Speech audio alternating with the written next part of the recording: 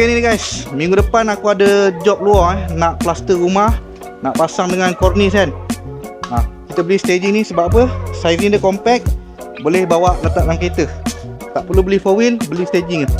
Okey, cara nak buka dia, kepakkan dulu. Okey, tengah dia dah lock tau, dia auto lock. Dia ada spring kat sini. Lepas tu kita buka sini satu, sini pun dia akan automatic lock. Nampak? Dia dah lock.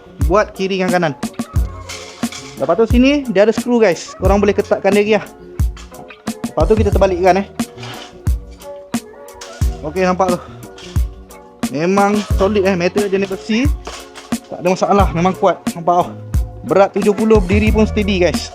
Sini nanti boleh letak korang punya simen ke, tool-tool korang untuk korang menukang. Macam ni rendah kan. Sini korang boleh adjust lagi ni. Lepas tu korang boleh tinggikan dia. Banyak step lagi ni. Nampak tau. 1, 2, 3, 4. Boleh adjust tinggi lah. Ikut kesesuaian korang lah. Lepas tu korang boleh lockkan dia balik menggunakan safety pin ni. Nampak tau.